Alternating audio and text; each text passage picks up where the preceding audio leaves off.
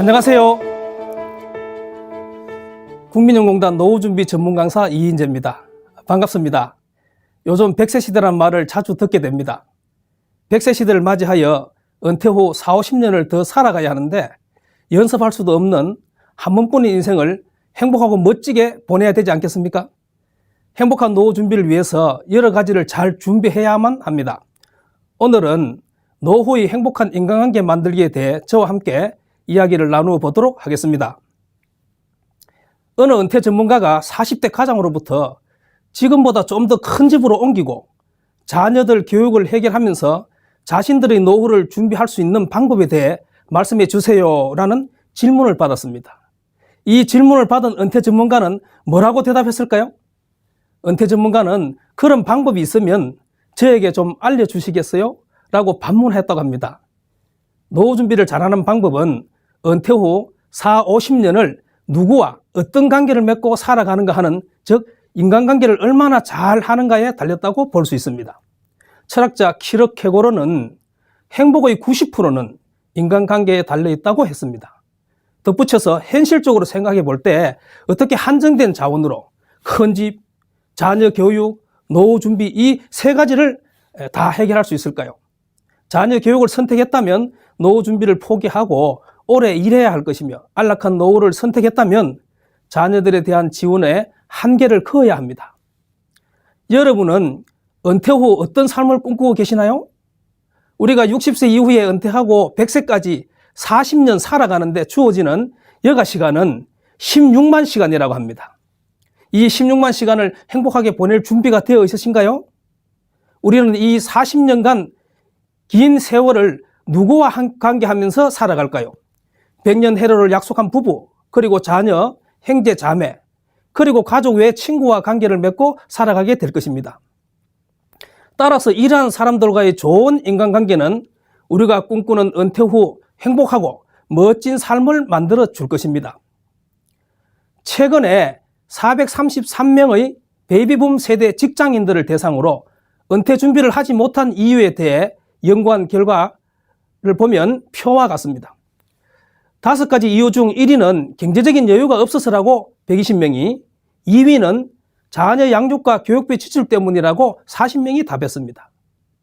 즉 10명 중 4명이 경제적인 이유와 자녀 양육과 교육비 지출 때문에 은퇴 준비를 제대로 하지 못했다고 합니다. 현재 기본 재산으로 충분하다고 답한 사람은 1명뿐이었습니다. 예전에는 부모는 자녀를 성공시키면 노후가 보장되었기에 자녀 교육에 투자하는 것이 부모로서의 최선이었습니다. 하지만 요즘엔 부모가 오래 살기 때문에 자녀에게 짐이 되지 않는 것이 부모로서의 필요한 역할입니다. 그러기 위해서 은퇴 후 준비를 잘 해야 합니다. 은퇴 후 발생되는 변화는 다양합니다. 은퇴 후에는 소득과 일이 있다가 없어지는 변화가 가장 큰 은퇴의 증거지만, 이와 더불어 주요 공간이 직장에서 집으로, 은퇴 전에는 시간이 항상 없고 일 때문에 바빠서 쉴 시간이 부족했으나 은퇴 후에는 운동과 취미생활, 친구 만나기 등에 많은 시간을 보내도 남는 시간이 지나치게 많아지게 됩니다. 또한 인간관계가 은퇴 전에는 직장 동료와 거래처 사람들과의 관계에서, 은퇴 후에는 가족과 친구로 한정되고, 은퇴 전에 직장인으로서의 소속감이 컸지만 은퇴하게 되면 특별한 소속 집단이 없어지게 됩니다. 그러므로 은퇴 이후 소득에 대한 준비도 중요하지만 가족이나 친구들과의 인간관계도 어떻게 잘 맺을 것인가에 대한 준비도 중요합니다. 왜 은퇴 후가 행복하지 않을까요? 황혼이혼, 노인 우울증, 독거노인, 노인 자살이라는 이야기를 많이 들어봤을 것입니다. 은퇴 후에 인간관계가 잘 이루어지지 않을 때 발생하는 현상입니다. 은퇴 후에 이러한 경우가 발생하게 된다면 행복한 노후를 보낼 수 없게 됩니다. 2015년 통계 자료에 의하면 20년 이상 부부의 이혼이 전체 이혼에서 차지하는 비율이 29.9%라고 하는데, 거의 이혼 부부 3쌍 중 1쌍은 황혼 이혼인 셈입니다. 혼인 지속 기간이 30년 이상 된 이혼 부부도 10.4%로 계속 늘어나고 있습니다. 10년 전에는 2005년은 4.8%였는데 거의 2배 가까이 늘었습니다. 부부는 서로 다른 환경에서 성장한 후 결혼하여 자녀를 낳아 키우면서 서로 같은 환경을 공유해 가면서 젊은 시절과 중년의 시기를 보냈습니다. 그런데 왜 은퇴 후에 자녀 양육이나 일 걱정 없이 여유로운 황홀한 노후를 보내야 할 시기에 이혼이나 우울증, 자살이라는 단어가 노인의 삶에 연결되는 것일까요? 한 부부의 사례에서 그 이유를 찾아보겠습니다. 30년의 결혼 생활 동안 자녀 둘을 낳아 키우면서 안정적 맞벌이 생활을 했던 동갑인 부부가 있습니다. 아내는 2년 전에 먼저 맹퇴를 했고 남편의 은퇴가 코앞으로 다가왔을 당시 그들은 은퇴 후에 가고 싶은 여행 장소며 하고 싶은 일들에 대해 서로 얘기를 나누곤 했습니다. 실제로 은퇴 후 1년 정도는 기대했던 것만큼이나 좋았습니다. 그동안 가고 싶었던 유럽 여행을 둘이서 아무 염려 없이 다녀왔고 은퇴 전에는 회사 일 때문에 자녀들에게 좋은 아빠 역할을 해주지 못했지만 은퇴 후에 멀리 사는 자녀들 집을 방문하여 손자녀들과 시간을 보내며 며칠씩 머물다 올 수 있었습니다. 그러나 언제부터인가 둘이 같이 집에 있을 때 예전만큼 편하지도 즐겁지도 않았고 사소한 일 때문에 싸우는 일들도 많이 생겼습니다. 아내는 남편 식사 준비 때문에 예전에 만났던 친구들과의 모임이나 독서 동호회, 사진 교실 등을 눈치 봐가면서 나가야 하는 게 신경 쓰이기 시작했고 남편은 아내가 친구들 모임이 너무 많은 것 같다면서 불편한 기색을 나타냈습니다. 남편도 모임이 없는 것은 아니었지만 동창회에 가거나 예전 직장 사람들과 가끔 만나기도 하였으나 그때뿐이고 아내로부터 소외감도 들고 자신은 관계를 잘 못해왔나는 후회도 들면서 우울한 기분일 때가 많았습니다. 남편은 점점 예민해지고 사소한 일에도 아내에게 화를 내기도 하면서 부부싸움이 많아지고 아내는 이런 남편을 계속 맞추고 살아가야 할 생각을 하니 끔찍하였습니다. 이런 노부부의 모습을 보고 자녀들이 여행이라도 한번 다녀오시면 어떻겠느냐고 하여 외국으로 여행을 떠났는데 여행을 가서 오히려 큰 싸움을 했고 돌아와서 아내가 성격 차이를 이유로 이혼 소송을 준비 중입니다. 이 부부의 사례를 보면서 은퇴라는 사건이 이 두 부부에게 어떤 변화를 가져왔기에 이혼까지 다다른 것일까요? 그것은 은퇴 후의 변화라고 딱 잘라 설명하기보다는 그 전부터 관계에 어려움이 있었거나 은퇴 후 어떻게 변화할 것인가에 대해 미리 잘 몰랐기에 잘 대처하고 준비하지 못했기 때문일 것입니다.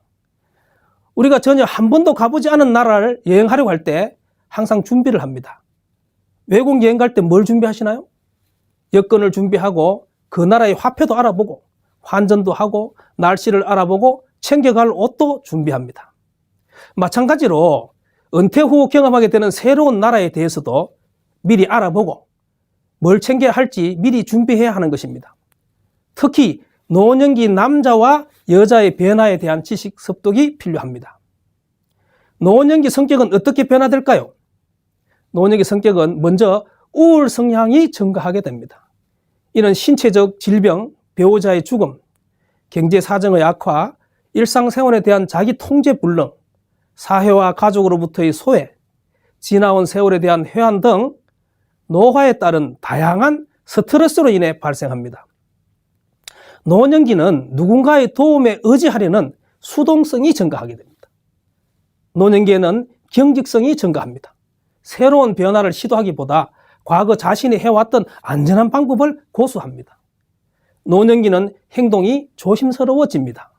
다음은 성 역할의 변화로 나이가 들면 남녀의 성 역할이 변화되는 경향이 있습니다. 일반적으로 남성은 수동성이 증가하고 친화성과 섬세함을 보이는 반면 여성은 공격적이고 자기 주장이 많아집니다. 노년기는 친근한 사물에 대해 지나치게 애착심을 갖게 됩니다. 또한 노년기에 자신의 흔적 즉 유산을 남기려는 경향이 있습니다. 마지막으로 노년기가 되면 경제적으로, 신체적으로, 심리 정서적으로 의존성이 증가하게 됩니다. 다음으로 은퇴 후에 어떻게 노년의 삶에 적응하는지 그 적응 유형을 살펴보겠습니다. 첫째는 성숙형입니다. 늙어가는 자신을 수용하고 생에 대해 감사하는 자세를 지닙니다. 일상생활과 대인관계, 사회생활에 만족하면서 매우 활동적입니다. 둘째는 은둔형입니다.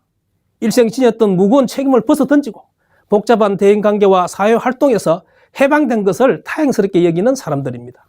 흔들 의자에 앉아서 편히 쉬는 것을 원하는 유형입니다. 셋째는 무장형입니다. 노년기의 수동적인 면과 무기력함을 수용할 수 없어서 사회활동 및 기능을 계속 유지하는 사람들입니다. 넷째는 분노형입니다. 인생 목표를 달성하지 못하고 늙어버린 것에 대해 비통해하는 사람들입니다. 자신이 늙어가는 것을 수용하지 못하여 노화에 쉽게 적응하지 못합니다. 다섯째는 자학형입니다. 자신의 인생 실패의 원인을 자신에게 돌리고 자신을 책망합니다. 나이가 들수록 우울증에 걸릴 가능성이 높고 심한 경우 자살을 시도하기도 합니다. 우리는 은퇴 후 삶이 어떻게 적용해야 할까요? 노년의 삶을 회피하거나 맞서거나 분노하거나 스스로를 학대하는 적응이 아니라 늙어가는 자신을 수용하고 생에 대해서 감사하는 자세로 매우 적극적이고 활동적인 사회생활을 유지하는 성공과 행복한 인간관계를 이루어 나가는 성숙형의 삶을 지향해야 할 것입니다. 여러분, 은퇴 남편 정우이라는 말을 들어보셨나요?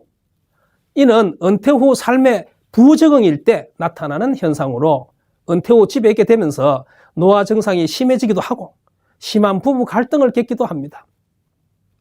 사소한 일에도 민감하게 반응하고 잔소리가 심해지는 행동이 대표적인 증상입니다. 또 동시에 탈진 증후군에도 시달리기도 합니다. 은퇴하면서 권위와 명예를 모든 것을 상실하고 마치 삶이 끝난 것 같은 상실감에 시달리는 경우입니다. 은퇴 후 후유증이 크다는 것은 그만큼 집과 가족보다는 직장과 일 등 외부 생활에 중심을 두고 살았다는 증거이기 때문입니다. 자녀들이 아직도 공부를 끝내지 못했거나 결혼을 시키지 못한 경우는 더 심해지기도 합니다. 그러면 은퇴 후 관계 맺기를 원활하게 하지 못하는 원인은 뭘까요? 첫째, 학연, 지연, 혈연과 같은 기본적인 네트워크가 은퇴 후에는 거의 연결되지 않기 때문입니다. 은퇴를 하게 되면 내가 살고 있는 지역사회와 이웃과의 관계가 더 중요해지게 됩니다. 그런데 우리나라 사람들은 은퇴 후 새롭게 이웃과 지역사회와 공동체 생활을 만들어내기가 쉽지 않다고 합니다. 둘째, 은퇴 전과 은퇴 후의 인간관계의 양과 질이 달라집니다. 눈에 띄게 부부가 함께 보내는 시간이 변화함에 따라 지금까지 형성되어 왔던 부부관계와 자녀관계에 지각 변동이 일어납니다. 그러므로 은퇴 후에는 중심이 되는 생활이 가족과 이웃 중심의 관계로 변화된다는 것을 분명하게 인식하고 새로운 인간관계와 공동체를 만들려는 적극적인 노력이 있어야 합니다. 셋째, 은퇴한 후에도 직장에서 맺어진 관계에 미련을 두기 때문입니다. 갑작스레 사장님에서 동네 아저씨로 전락했음에도 불구하고 은퇴 전에 받았던 명함들을 만지작거리고 자신도 그 명함에서 머물러 있게 되면 적극적인 은퇴 후 삶을 계획하기가 어려워집니다. 적극적인 은퇴 후 인간관계 형성을 위해서는 이와 같은 전철을 밟아서는 안 될 것입니다. 그렇다면 노년기 행복에 영향을 미치는 인간관계는 무엇일까요? 바로 부부관계, 친구관계, 형제자매관계, 자녀와의 관계입니다. 이제 각각의 관계에 대해 구체적 의미를 살펴보도록 하겠습니다. 형제자매는 혈연적 유대를 바탕으로 오랜 기간 문화를 공유하였으므로 독특한 감정이입 능력을 갖기 때문에 가족 정체감의 공유는 노년기 형제 간의 긴밀한 유대와 상호 의존성을 증가시킵니다. 형제자매 관계는 비슷한 연령의 같은 세대로 결속력이 높은 우정의 관계입니다. 노년기에는 연령이 증가함에 따라 형제자매에 대한 친밀감과 일치감, 감정적 지원 등의 긍정적인 감정은 증가하는 반면 부정적인 감정은 줄어든다고 합니다. 그래서 사별이나 은퇴와 같이 어려운 사건을 겪게 될 때에 성공적인 모델이 되며 새로운 규범과 가치에 대한 옳고 그름의 안내자로서의 역할을 합니다. 은퇴 후에는 또 가족 경조사가 많이 생깁니다. 그럴 때 형제자매만한 지원군도 없습니다. 형제자매들끼리만 혹은 형제자매 식구들까지 포함해서 함께 할 수 있는 무엇인가를 지금부터 준비하는 것이 필요합니다. 우호적인 형제자매 관계를 위해서 형제자매끼리 상호 호혜적인 관계를 유지하고 멀리 떨어져 살고 있는 형제 자매 관계에서 발생하는 정서적 거리감을 극복해야 합니다. 그리고 부모 부양과 상속에 대한 부분은 미리 형제 자매끼리 대화를 통해서 규칙을 정해 두어야 합니다. 이제 노년기 친구 관계를 살펴보겠습니다. 가족은 하늘이 맺어준 인연이라면 친구는 내가 선택한 가족이라고 할 수 있습니다. 좋은 친구는 가족과 같습니다. 노년기 친구 관계는 같이 나이 들어가면서 매우 소중한 자원입니다. 오히려 나이가 들어갈수록 더 필요한 게 친구라고 합니다. 노년기의 친구는 어떤 의미가 있을까요? 노년기의 친구로부터 가장 빈번히 제공되는 지원은 친밀감과 동료의 편안함입니다. 이는 노인의 사기를 높이고 긴장과 걱정을 완화하여 노인의 정신 건강을 증진시킵니다.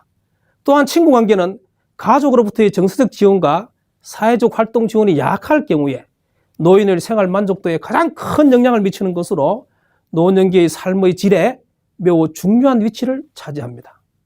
친구 관계는 비슷한 가치, 취미, 생활 방식, 경험을 소유할 가능성이 많기 때문에 노인들에게 중요한 심리적 자원입니다.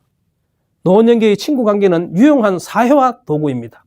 예를 들어 사별과 은퇴 시에 성공적인 노화의 모델이 될 수 있습니다. 친구는 자아 가치의 재확신과 자아 검증을 위한 수단으로 기여합니다. 부정적인 자기 평가로부터 보호해주면서 자신을 능력 있고 이 사회에 필요한 사람으로서 여기게 하는 힘을 제공합니다. 은퇴 후에는 시간이 많아지기 때문에 함께 놀 수 있고 함께 시간을 보낼 친구가 필요합니다. 성인 자녀와의 관계도 중요합니다. 부모와 자녀 간의 관계에 있어서 존경을 가장 중요한 요소로 여기며 노부부는 좋은 자녀를 갖는 것에 대한 기대가 충족되었는지 여부에 따라 자신의 삶의 질을 평가하는 경향이 있습니다. 그런데 요즘 성인 자녀와의 관계가 쉽지만은 않습니다. 우리나라 부모들이 쓰는 교육비는 세고 최고의 수준인 것을 다들 아실 것입니다. 또한 큰 문제는 부모가 자녀의 결혼 비용을 전적으로 부담하는 것입니다. 그러다 보니 자녀를 결혼시킬 때 큰 돈을 지출하게 됩니다. 이렇게 지출하고 나면 부모의 은퇴 후 삶은 제대로 준비할 수 없는 게 현실입니다. 자녀의 인생에 내 인생을 저당 잡히고 나면 여유로운 노후는 없기 때문에 이렇게 과도하게 자녀의 인생을 책임지려는 생각을 버려야 합니다. 부모와 자녀 관계는 첫째, 자녀와 부모와의 관계가 일방적인 관계라기보다 서로 필요한 자원을 교류하는 관계라는 것을 인식할 필요가 있습니다.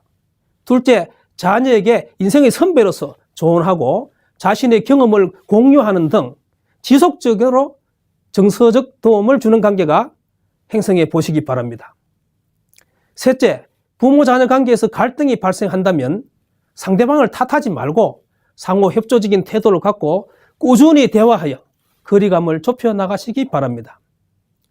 노년기 행복에 영향을 미치는 인간관계 중에 제일 중요한 부부관계를 살펴보겠습니다. 남편과 아내는 서로를 배우자라고 합니다. 남편과 아내는 서로 배워야 한다는 말로 들립니다.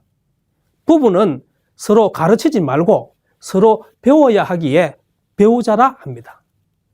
베이비붐 세대의 경우 자녀 수가 적은 데다 수명이 증가함에 따라 부부만 사는 기간은 19.4년 이상이 될 것이라며 노후에 부부가 어떻게 살아갈지에 대한 준비가 되어 있지 않으면 오래 살수록 부부 갈등과 이혼이 증가할 가능성이 매우 높다고 합니다. 은퇴 후는 별도로 직장이라는 공간이 없기 때문에 집이라는 공간이 부부의 생활 공간이 됩니다. 이때 노년기 변화에 따른 역할의 변화와 가사 분담을 조정하는 것이 꼭 필요합니다. 행복한 부부관계를 위한 전략으로 첫째, 은퇴하면 부부가 많은 시간을 함께 보내게 됩니다. 부부 둘만이 오붓한 시간을 보낼 수 있는 공간을 만들고 애정 표현을 자주 하여 친밀감을 높이도록 노력하세요. 둘째, 부부관계의 기본은 상대방에 대한 배려입니다. 배우자의 변화에 세심한 주의를 기울이고 어떤 일을 결정할 때 배우자 입장에서 먼저 생각해 보는 것이 중요합니다. 셋째, 배우자의 상실은 생활의 일대 전환을 가져오기도 합니다. 친밀한 부부관계를 유지하면서 친구관계 형성도 잘 형성해 두는 것이 좋습니다. 은퇴에 저음하여 남편은 가사노동 분담에 대해서 진지하게 고민해 보아야 합니다. 일반적으로 은퇴 후 남편이 가사노동을 분담하는 경우 아내의 결혼 만족도가 높아져서 부부관계가 좋아지는 것으로 나타나고 있습니다. 하지만 남편이 지나치게 집안일에 관여하여 잔소리에 명령까지 하게 되면 아내는 남편 시집살이에 열불을 토로하며 마음의 문을 닫아버리는 경우도 있습니다. 따라서 아내와 충분히 협상한 후에 아내가 원하는 선에서 집안일을 분담하는 것이 바람직합니다. 집안일 즉 식사 준비 및 설거지, 집안 청소, 빨래, 화분 물주기, 장보기 등등 이러한 가사에 대해 부부가 함께 각각의 항목을 누가 할지 의논해 보시고 본인이 할 수 있다고 생각되는 가사 항목을 정하여 가사를 분담함으로써 배우자를 인격적으로 존중하고 배려해 주어야 합니다. 부부관계가 좋은지 나쁜지를 알아볼 수 있는 기준은 뭘까요? 성, 가사 분담, 배려 등 여러 가지가 있겠지만 제일 뚜렷하게 드러나는 척도는 대화를 하는지 안 하는지, 어떤 방식으로 대화를 하는지, 말을 서로 편하게 하는지 여부로 확인할 수 있습니다. 좋은 부부관계의 기준은 말이 통하는 부부입니다. 부부 갈등의 원인이 성격 차이라고 하지만 진심은 그게 아닌데 전달을 잘못해서 오는 의사소통의 방식 때문인 경우가 많다고 합니다. 가트만은 부부의 위험 신호로 비난, 경멸, 방어, 담쌓기의 의사소통 방식이라고 하였습니다. 좋은 부부관계를 위한 의사소통은 비난이 아닌 칭찬을, 경멸이 아닌 존중을, 방어가 아닌 인정을, 담쌓기가 아닌 공감으로 의사소통하여야 합니다. 현재 부부관계의 상태를 확인해 보기 위해 배우자와 자신의 의사소통 유형을 점검해 보고 의사소통에 문제가 있다면 상담을 받거나 소통 방식을 개선하도록 노력해야 합니다. 현재의 부부관계가 노년기에도 그대로 이어지기 때문입니다. 일반적으로 관계에서 대화가 중요하다는 얘기를 우리는 참 많이 들었습니다. 그러나 대화가 중요하다고 하지만 정작 우리는 대화법에 대해서 알려주는 배움의 기회가 그리 많지는 않았습니다. 그래서 실제로 대화를 서로 잘 하면서 소통하고 긍정적 방향으로 관계가 성장해가는 부부의 모델을 찾기가 쉽지는 않습니다. 대화가 잘 된다는 것은 서로 마음까지도 잘 나누고 들어주고 결정해야 할 일이 있을 때 민주적으로 잘 결정할 수 있고 화나 스트레스 같은 부정적 정서도 적절한 방법으로 표현할 수 있는 것을 의미합니다. 이러한 대화법은 배워야 합니다. 상대방과 소통하는 대화도 공부하고 외우고 반복해서 사용해보는 연습이 있어야 실전에서 활용 가능해집니다. 지금 이 시간에는 대화법에 대해 배워보겠습니다. 대화에는 1, 2, 3 법칙이 있는데 1은 적게 말하고 2는 많이 듣고 3은 맞장구를 쳐야 한다는 것이며 그 중에서 많이 들어주는 것이 가장 중요한데 잘 들어주는 것을 공감적 경청이라고 합니다. 공감적 경청이란 상대방이 전달하고자 하는 말의 내용은 물론 내면에 깔려있는 동기나 정서에 귀 기울여 듣고 이해한 바를 상대방에게 표현해 주는 것을 말합니다. 또 지시하고 명령하는 너 전달법과 내 마음을 실어서 존중하고 배려하고 인정하는 하고 감싸주는 나 전달법이란 대화법이 있습니다. 대화의 1, 2, 3 법칙, 공감적 경청, 나 전달법 등 여러 가지 대화법이 있겠지만 오늘은 그 중에서 비폭력 대화법이라는 것에 대해 공부해 보겠습니다. 비폭력 대화는 미국의 마셜 로젠버그 박사에 의해 최초로 제창되었으며 상대의 행동이나 말을 비디오로 찍은 듯 있는 그대로 관찰하여 그것을 보거나 들은 나 자신의 내면에 든 느낌을 확인한 다음 그 느낌 뒤에 존재하는 내가 원하고자 하는 욕구를 확인하여 상대방에게 자신의 욕구를 충족할 수 있도록 정중하게 부탁하는 방법으로 전달하는 대화법입니다. 비폭력 대화는 관찰, 느낌, 열망, 요청의 4단계로 대화하는 것입니다. 반대로 폭력은 상처를 남기는 것이 특징이듯이 언어도 비난, 판단, 강요 등의 대화는 폭력적 성향이 있고 이로 인해 상대방에게 상처가 된다는 의미에서 폭력 대화라고 할 수 있습니다. 이어서 폭력 대화와 비폭력 대화를 사례를 통해 알아보도록 하죠. 어느 부부의 폭력 대화 사례를 각색해 보겠습니다.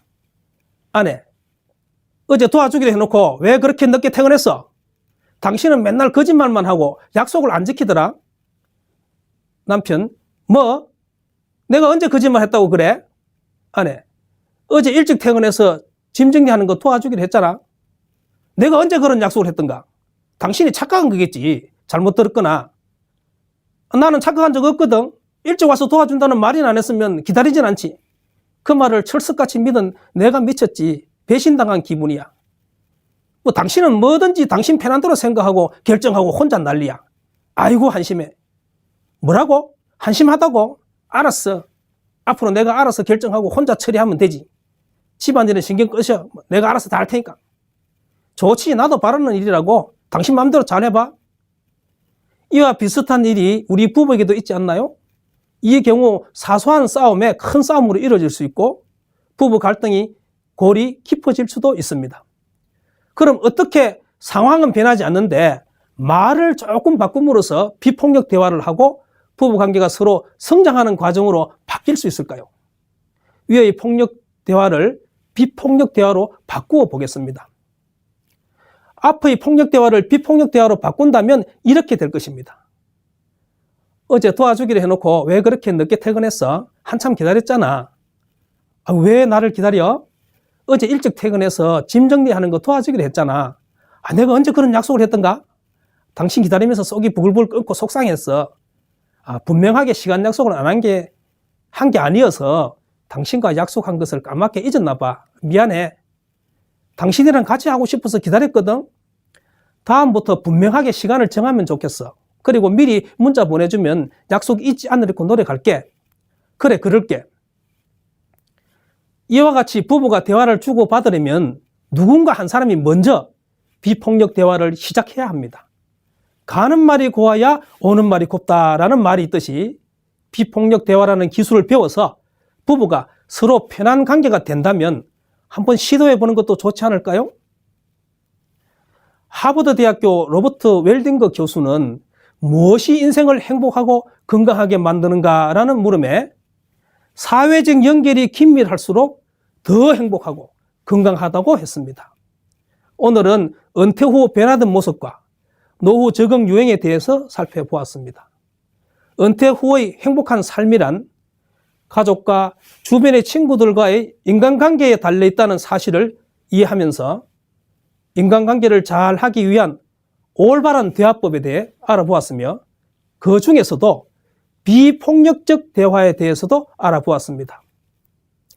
노후의 행복은 올바른 대화법을 통하여 인간관계를 잘 하는 것에 달렸다는 것을 강조하면서 강의를 마칩니다. 경청해 주셔서 감사합니다.